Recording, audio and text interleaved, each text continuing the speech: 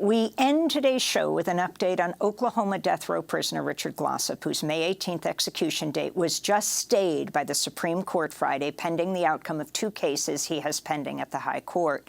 Justice Neil Gorsuch recused himself, likely because he'd previously dealt with the case as a lower court judge. This comes after Oklahoma's Republican Attorney General Gentner Drummond filed a joint motion with Glossip's defense team to halt his May 18th execution, saying he didn't receive a fair trial. Glossip's maintained his innocence for more than a quarter of a century, the 9th time he had an execution date that's been put on hold. For more, we're joined in Oklahoma City by Sister Helen Prejean, Richard Glossip's spiritual advisor, one of the world's most well-known anti-death penalty activists. Welcome back to Democracy Now!, Sister Prejean. You learned of the stay for Glossip on Friday, just after visiting him in prison. Can you tell us if you heard how he responded, and what's your response?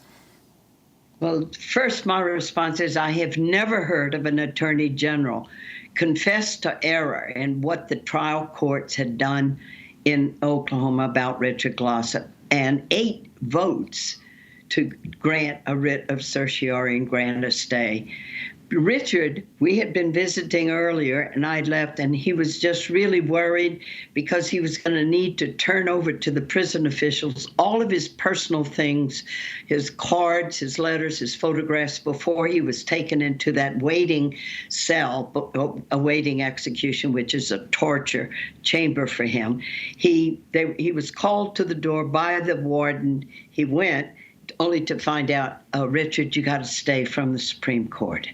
So it was just so deliriously happy. The way this happened, what made that attorney general do this, it's the hard, good work of Don Knight, the lawyer in his case, that not only pursued justice in the courts of Oklahoma, but also began to communicate with legislators and the political side of the death penalty.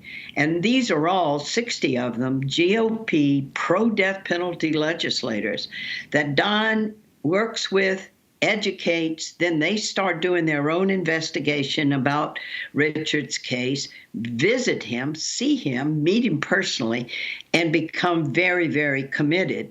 And then in that number become the attorney general calls them. I've been with Richard 2 times where he came really within minutes the last time of execution. The man has gone through torture, but it's refreshing to have, for the first time, an attorney general confess error in a case, because normally prosecution and the attorney general, everybody in the state just holds fast, refuses to acknowledge error, and lets people be executed. So, Sister Helen Prejean, what happens next? This is a temporary stay of execution? What happens? Yeah, well, probably it'll be a 30-day at first, but I'm really hopeful that when you have 8 justices taking a writ of certiorari on a case, and you have prosecution refusing now to prosecute, then it means that I believe what will happen is they'll remand the case. They'll overturn what the Court of Appeals did in Oklahoma and remand the case to the trial court again for another trial. And they're not going to touch that with a 10-foot pole, because they have exposed through investigation the corruption that's been present in the prosecution of destroying evidence, of allowing lies by the chief witness, supposedly that Richard Glossip masterminded it. They allowed those lies in court, hid from the jury that Justin Sneed, the one who claimed the videos show how the detectives just pumped that information to him that Richard Glossip was the mastermind. Justin Sneed had admitted from the beginning he murdered this guy. So all that stuff would come out in a new trial. I believe Richard's going to walk out a free man. And of course, but you know what, Amy? Go ahead. Amy, just all the other guys on death row that are lined up for execution, they don't have teams like this working for them. What is going to happen to them? So my work is to go to the American public. We have to bring people close to the suffering, the needless suffering, that we can keep our society safe without killing human beings. So 8 of them came in for a visit while I was visiting with Richard, and they don't have those teams helping them. So they're going to Richard saying, can you get us lawyers to help us? And I just feel for them. We got to change the whole thing in the United States to get the death penalty off the table. We can't handle it. As of January 12th, 2023, Oklahoma had 39 prisoners on death row, 11 scheduled to die this year.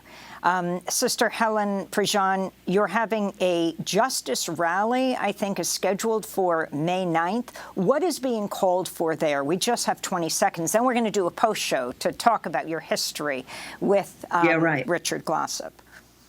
Yeah, so the rally, which we encourage people to come to, is going to celebrate what happened with Richard, because it's a lot of work and courageous legislators standing up for him, but to look toward the reforms that this bipartisan committee has recommended for the legislature about the death penalty in Oklahoma. 40 reforms. They've done none of them. So we got to look toward reforming the whole system, and that's what the rally's going to focus on. Well, Sister as Helen well as Prejean, celebration. I want to thank you so much for being with us. We'll do part 2, put it at democracynow.org. Sister Helen Prejean, anti-death penalty activist, author of Dead Man Walking. I'm Amy Goodman. Thanks for joining us.